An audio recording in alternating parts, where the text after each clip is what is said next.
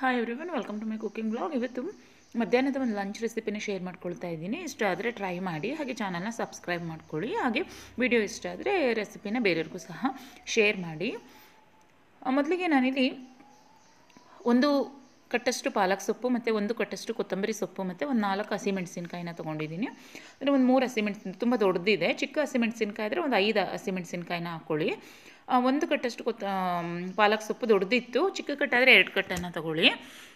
ನಂತರ ಒಂದು ಕಟ್ಟಷ್ಟು ಕೊತ್ತಂಬರಿ ಸೊಪ್ಪು, ಈ ಮೂರನ್ನು ಸಹ ಒಂದು ಸ್ವಲ್ಪ ಒಂದು ಅರ್ಧ ಗ್ಲಾಸಷ್ಟು ನೀರು ಹಾಕ್ಬಿಟ್ಟು ಅದನ್ನು ಬೇಯಲಿಕ್ಕೆ ಇಟ್ಕೊಂಡಿದ್ದೀನಿ. ಅದನ್ನು ಒಂದು 5 ನಿಮಿಷ ಕುಕ್ ಮಾಡಿಕೊಂಡ್ರೆ ಸಾಕಾಗುತ್ತೆ. ಒಂದು 5 ನಿಮಿಷ ಬೇಯಿಸ್ಕೊಳ್ಬೇಕು ನೀಟಾಗಿ. ಅದನ್ನು ನೋಡಿ ಚೆನ್ನಾಗಿ ಬೇಯಿಸ್ಕೊಳ್ಬೇಕು. ನೀರಿನ ಪ್ರಮಾಣ ಒಂದು ಅರ್ಧದಷ್ಟು ಕಡಿಮೆ ಆಗಬೇಕು, ಅಲ್ಲಿ ತನಕ ಅದನ್ನು ಚೆನ್ನಾಗಿ ಬೇಯಿಸ್ಕೊಳ್ಬೇಕು. ನಂತರ ಸ್ಟವ್ ಆಫ್ ಮಾಡಿ ಅದನ್ನು ತಣ್ಣಗಾಗಲಿಕ್ಕೆ ಬಿಡಬೇಕು. ಮತ್ತು ನಾನು ಇನ್ನೊಂದು ಸೈಡು ಕಬಾಬ್ಗೆ ರೆಡಿ ಮಾಡ್ಕೊತಾ ಇದ್ದೀನಿ. ಕಬಾಬ್ಗೆ ನಾನಿಲ್ಲಿ ಒಂದು ಮೊಟ್ಟೆಯನ್ನು ಹಾಕ್ಕೊಂಡಿದ್ದೀನಿ, ಒಂದು ಅರ್ಧ ಸ್ಪೂನಷ್ಟು ಉಪ್ಪು ಹಾಕ್ಕೊಂಡಿದ್ದೀನಿ. ನಂತರ ಒಂದು ಅರ್ಧ ಸ್ಪೂನಷ್ಟು ಅರಿಶಿನ ಪುಡಿ, 1 ಸ್ಪೂನಷ್ಟು ಅಚ್ಚ ಖಾರದ ಪುಡಿ ಅಷ್ಟನ್ನು ಹಾಕ್ಬಿಟ್ಟು ಫಸ್ಟ್ ಅದನ್ನು ಚೆನ್ನಾಗಿ ಮಿಕ್ಸ್ ಮಾಡ್ಕೊಳ್ಬೇಕು. ಫಸ್ಟ್ ನೋಡಿ ಈ ಥರ ಬೀಟ್ ಮಾಡ್ಕೊಳ್ಳಿ, ಅದನ್ನು ಮೊಟ್ಟೆಯನ್ನು ಚೆನ್ನಾಗಿ ಬೀಟ್ ಮಾಡ್ಕೊಳ್ಬೇಕು.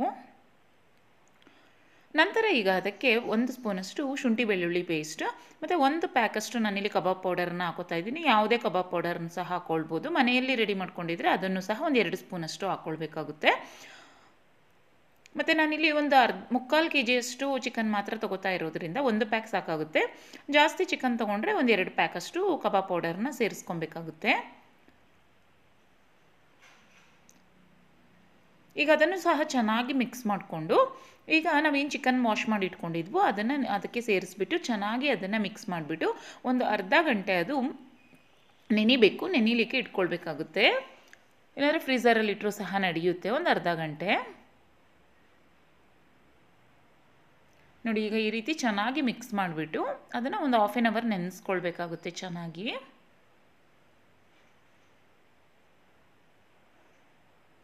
ನೋಡಿ ಈಗ ರೆಡಿ ಆಯಿತು.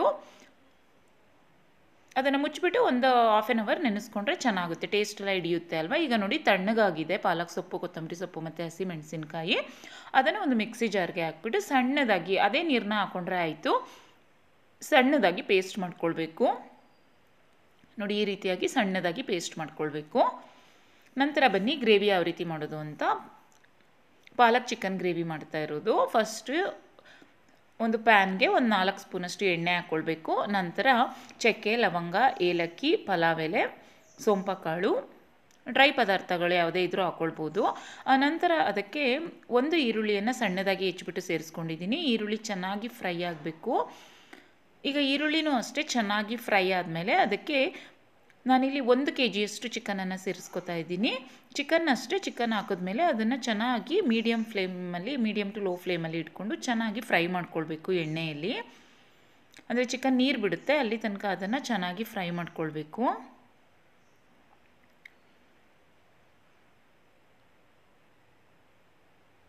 ನೋಡಿ ಈಗ ಎಣ್ಣೆಯಲ್ಲಿ ಚೆನ್ನಾಗಿ ಫ್ರೈ ಆಗಿಬಿಟ್ಟು ಸ್ವಲ್ಪ ನೀರು ಬಿಡ್ತಾ ಇದೆ. ಈಗ ಅದಕ್ಕೆ 1 ಸ್ಪೂನಷ್ಟು ಉಪ್ಪನ್ನು ಸಹ ಸೇರಿಸ್ಕೊತಾ ಇದ್ದೀನಿ. ಈಗ ಉಪ್ಪನ್ನು ಸೇರಿಸಿದ್ಮೇಲೂ ಅಷ್ಟೇ ಅದನ್ನು ಚೆನ್ನಾಗಿ ಒಂದು 10 ನಿಮಿಷ ಫ್ರೈ ಮಾಡ್ಕೊಳ್ಳಿಕ್ಕೆ ಹಾಗೆ ಬಿಟ್ಬಿಡಬೇಕು. ಮುಚ್ಚಿಬಿಟ್ಟು ಅದನ್ನು ಹಾಗೆ ಬಿಟ್ಬಿಡಿ. ಯಾಕೆಂದರೆ ಅರ್ಧದಷ್ಟು ಚಿಕನ್ ಇಲ್ಲೇ ಕುಕ್ ಆಗಬೇಕು. ಈಗ ನಂತರ ಅದಕ್ಕೆ ನಾನು ಈಗ 10 ನಿಮಿಷ ಚಿಕನ್ ಚೆನ್ನಾಗಿ ಕುಕ್ ಆಗಿದೆ.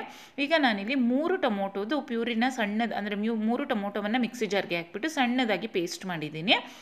ಅದನ್ನು ಸೇರಿಸ್ಬಿಟ್ಟು ಚೆನ್ನಾಗಿ ಇದನ್ನು ಅಷ್ಟೇ ಈಗ ಚೆನ್ನಾಗಿ 10 ನಿಮಿಷ ಕುದಿಸ್ಕೊಬೇಕು. ಅಂದರೆ ಫುಲ್ ಅದೇನು ಟೊಮೊಟೊನಲ್ಲಿ ನೀರಿನ ಅಂಶ ಇತ್ತು ನೋಡಿ, ಅದು ಸ್ವಲ್ಪ ಡ್ರೈ ಆಗಬೇಕು ಮತ್ತು ಸುತ್ತ ಎಣ್ಣೆ ಬಿಡುತ್ತೆ, ಅಲ್ಲಿ ತನಕ ಚೆನ್ನಾಗಿ ಫ್ರೈ ಮಾಡ್ಕೊಳ್ಬೇಕು. ನೋಡಿ ಈಗ ಇನ್ನೂ ಅರ್ಧದಷ್ಟು ನೀರು ಹಾಗೇ ಇದೆ. ಮತ್ತೆ ಮುಚ್ಚಿಬಿಟ್ಟು ಅದನ್ನು ಚೆನ್ನಾಗಿ ಫ್ರೈ ಮಾಡ್ಕೊಳ್ಬೇಕು, ನೀರಿನ ಅಂಶ ಕಡಿಮೆ ಆಗಬೇಕು. ಈಗ ನೋಡಿ ಇದಕ್ಕೆ 1 ಸ್ಪೂನಷ್ಟು ಅಚ್ಚ ಖಾರದ ಪುಡಿ, 1 ಸ್ಪೂನಷ್ಟು ಸಾಂಬಾರು ಪೌಡರು, ಅರ್ಧ ಸ್ಪೂನಷ್ಟು ಅರಿಶಿನ ಪುಡಿ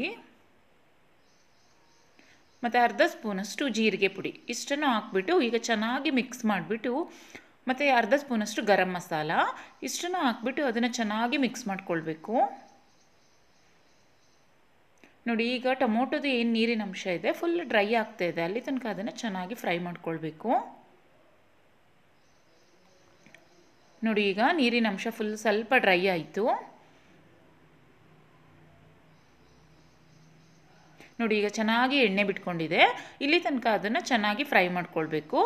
ನಂತರ ಇದಕ್ಕೆ ಕೊನೆಯಲ್ಲಿ ಇನ್ನೊಂದು 5 ನಿಮಿಷ 10 ನಿಮಿಷ ಇದೆ ಅನ್ನೋ ಹಾಗೆ ನಾವೇನು ರುಬ್ಕೊಂಡಿದ್ವು ನೋಡಿ ಪಾಲಕ್ ಮತ್ತು ಕೊತ್ತಂಬರಿ ಸೊಪ್ಪಿನ ಪೇಸ್ಟ್ ಏನಿದೆ ಅದನ್ನೇ ಸೇರಿಸ್ಕೊಳ್ಬೇಕು. ನೋಡಿ ವಾವ್, ಕಲರ್ ಎಷ್ಟು ಚೆನ್ನಾಗಿದೆ ನೋಡಿ. ನಾವು ಯಾವುದೇ ಕಲರ್ನೂ ಸಹ ಸೇರಿಸಿಲ್ಲ. ಈ ಥರ ಬಾಯ್ಲ್ ಮಾಡಿಕೊಂಡು ಅದನ್ನು ಪೇಸ್ಟ್ ಮಾಡ್ಕೊಂಡಾಗ ಈ ಥರ ಚೆನ್ನಾಗಿ ಕಲರ್ ಬರುತ್ತೆ ಪಾಲಕ್ ಸೊಪ್ಪಿಂದು. ಈಗ ಅದು ಸ್ವಲ್ಪ ಬೆಂದಿದೆ ಅಲ್ವಾ, ನಾವು ವಾಟರಲ್ಲಿ ಆಲ್ರೆಡಿ ಆಗಲೇ ಬೇಯಿಸ್ಕೊಂಡಿದ್ದೀವಿ ಅದನ್ನು. ಈಗ ಅದನ್ನು ಅದೇನು ಟೊಮೊಟೊದ ಗ್ರೇವಿನಲ್ಲಿ ಫ್ರೈ ಆಗಿತ್ತು ಚಿಕನ್, ಅದಕ್ಕೆ ಮಿಕ್ಸ್ ಮಾಡಿಬಿಟ್ಟು ಈಗ ಚೆನ್ನಾಗಿ ಅದನ್ನು ಒಂದು 10 ನಿಮಿಷ ಕುಕ್ ಮಾಡ್ಕೊಳ್ಬೇಕು. ನೋಡಿ ಈಗ ಚೆನ್ನಾಗಿ ಮಿಕ್ಸ್ ಮಾಡಿಬಿಟ್ಟು ಇದನ್ನು ಅಷ್ಟೇ ಚೆನ್ನಾಗಿ ಅದು ಸುತ್ತ ಎಣ್ಣೆ ಬಿಡುತ್ತೆ ನೋಡಿ, ಅಲ್ಲಿ ತನಕ ಅದನ್ನು ಕುಕ್ ಮಾಡ್ಕೊಳ್ಬೇಕು. ಮತ್ತು ಅದೇನು ನಾನು ಈಗ ಒಂದು 5 ನಿಮಿಷ ಫ್ರೈ ಮಾಡಿಕೊಂಡೆ. ಈಗ ಅದಕ್ಕೆ ನಾವು ಮಿಕ್ಸಿ ಜಾರ್ನಲ್ಲಿ ಏನು ರುಬ್ಕೊಂಡಿದ್ವೋ ಅದಕ್ಕೆ ಒಂದು ಅರ್ಧ ಗ್ಲಾಸಷ್ಟು ನೀರನ್ನು ಸಹ ಸೇರಿಸಿ ಇದಕ್ಕೆ ಸೇರಿಸ್ಕೊಬೋದು.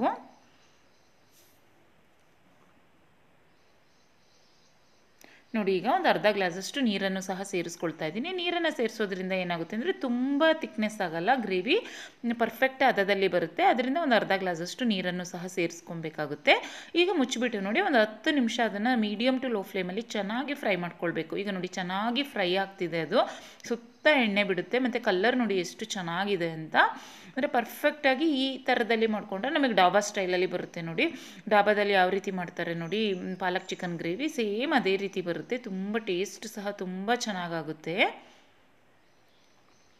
ಮತ್ತು ಅವರು ಅದ್ರ ಮೇಲೆ ಒಂದು ಸ್ವಲ್ಪ ರೆಡಿ ನೋಡಿ. ಈಗ ಆ ಕಡೆಗೆ ಶಿಫ್ಟ್ ಮಾಡ್ತಾ ಇದ್ದೀನಿ, ಈ ಸೈಡ್ ಕಬಾಬ್ ಬೇಯಿಸ್ಕೊಳ್ಳಿಕ್ಕೆ ಅಂತ.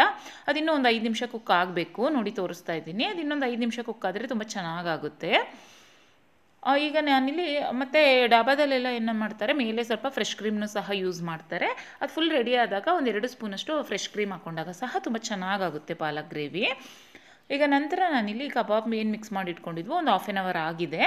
ಅದನ್ನು ಬೇಯಿಸ್ಕೊಳ್ಳಿಕ್ಕೆ ಅಂತ ಒಂದು ಬಾಣಲಿಗೆ ಎಣ್ಣೆಯನ್ನು ಸಹ ಹಾಕೋತಾ ಇದ್ದೀನಿ. ಈಗ ನೋಡಿ ಕಬಾಬ್ ಚೆನ್ನಾಗಿ ನೆಂದಿದೆ. ಈಗ ಒಂದು ಬಾಣಲಿಗೆ ಎಣ್ಣೆನ ಹಾಕ್ಕೊಂಡು ಅದು ಎಣ್ಣೆನೂ ಸಹ ತುಂಬ ಚೆನ್ನಾಗಿ ಕಾಯಬೇಕು. ಈಗ ಕಾಯ್ದ ಮೇಲೆ ಅದನ್ನು ಹೈ ಫ್ಲೇಮಲ್ಲೇ ನಾವು ಕಬಾಬ್ನ ಹಾಕ್ಕೊಳ್ತಾ ಹೋಗಬೇಕು. ನೋಡಿ ಈಗ ಕಬಾಬೆಲ್ಲ ಹಾಕಾಯಿತು. ಈ ಕಬಾಬ್ ಹಾಕಿದ್ಮೇಲೆ ಮೀಡಿಯಮ್ ಟು ಲೋ ಫ್ಲೇಮಲ್ಲಿ ಬೇಯಿಸ್ಕೊಳ್ಬೇಕು. ತುಂಬ ಹೈ ಫ್ಲೇಮಲ್ಲಿ ಬೇಯಿಸಿದ್ರೆ ಅದು ಅಂದರೆ ಸೀದೋಗುತ್ತೆ, ಒಳಗೆಲ್ಲ ಚಿಕನ್ ಬೇಯಲ್ಲ.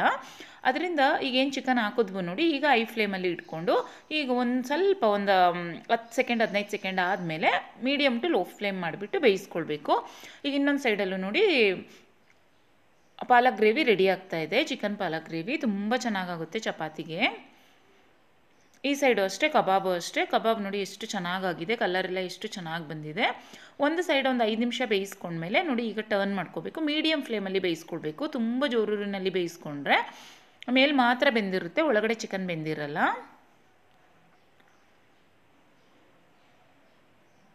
ಇದನ್ನು ಅಷ್ಟೇ 2 ಕಡೆ ಟರ್ನ್ ಮಾಡಿಬಿಟ್ಟು ನೀಟಾಗಿ ಅದನ್ನು ಚೆನ್ನಾಗಿ ಒಂದು ಸ್ವಲ್ಪ ಕಲರ್ ಚೇಂಜ್ ಆಗುತ್ತೆ ನೋಡಿ, ಒಂದು ಸ್ವಲ್ಪ ಬ್ರೌನಿಷ್ ಕಲರ್ ಬರಬೇಕು, ಅಲ್ಲಿ ತನಕ ಅದನ್ನು ಚೆನ್ನಾಗಿ ಕುಕ್ ಮಾಡ್ಕೊಳ್ಬೇಕು. ನೋಡಿ ಈಗ ಕಲರ್ ಚೇಂಜ್ ಆಗ್ತಾ ಇದೆ. ಈ ಕಲರ್ ಬಂದರೆ ಸಾಕಾಗುತ್ತೆ. ಈಗ 2 ಸೈಡ್ ಟರ್ನ್ ಮಾಡಿ 1 ನಿಮಿಷ ಅದನ್ನು ಬೇಯಿಸ್ಕೊಂಡು ತೆಗೆದ್ರೆ ಆಯಿತು ಅಷ್ಟೇ. ನೋಡಿ ತುಂಬ ಚೆನ್ನಾಗಿ ಬಂದಿದೆ ಕಬಾಬು.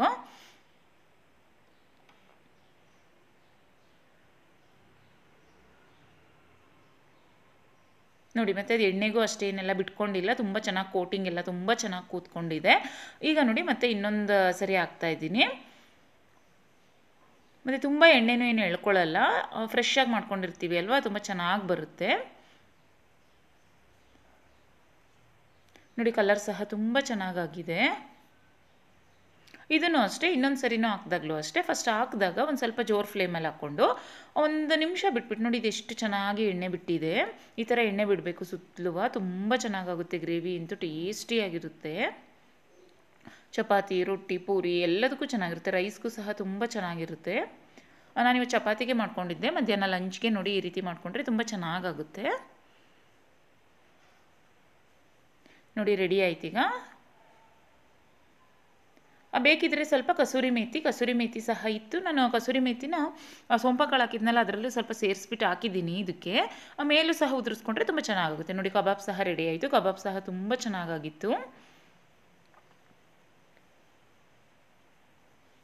ಈ ಥರ ಮಾಡಿಕೊಂಡ್ರೆ ಕಬಾಬ್ ತುಂಬ ಟೇಸ್ಟಿಯಾಗಿ ಬರುತ್ತೆ. ನೋಡಿ ಚಿಕನ್ ಗ್ರೇವಿ ಸಹ ತುಂಬ ಚೆನ್ನಾಗಾಗಿದೆ, ಪಾಲಕ್ ಚಿಕನ್ ಗ್ರೇವಿ.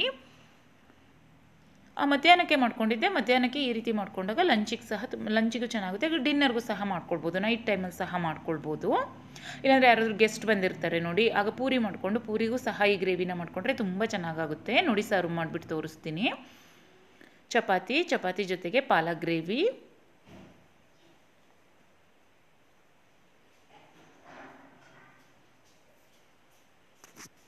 ಜೊತೆಗೆ ಕಬಾಬ್ ತುಂಬ ಚೆನ್ನಾಗಾಗುತ್ತೆ ಮಧ್ಯಾಹ್ನಕ್ಕೆ ಮಾಡಿಕೊಂಡಾಗ. ಮತ್ತು ಅದ್ರ ಜೊತೆ ಸೈಡ್ಸ್ಗೆ ಸೌತೆಕಾಯಿ ಮತ್ತು ಈರುಳ್ಳಿನ ಇಟ್ಕೊಂಡ್ರೂ ಸಹ ತುಂಬ ಚೆನ್ನಾಗಾಗುತ್ತೆ. ರೆಸಿಪಿ ಇಷ್ಟ ಆದರೆ ನೀವು ಸಹ ಟ್ರೈ ಮಾಡಿ, ಹಾಗೆ ಬೇರೆಯವ್ರಿಗೂ ಸಹ ಶೇರ್ ಮಾಡಿ, ಹಾಗೆ ಚಾನಲ್ನ ಸಬ್ಸ್ಕ್ರೈಬ್ ಮಾಡ್ಕೊಳ್ಳಿ. Thanks for watching. ಬಾಯ್.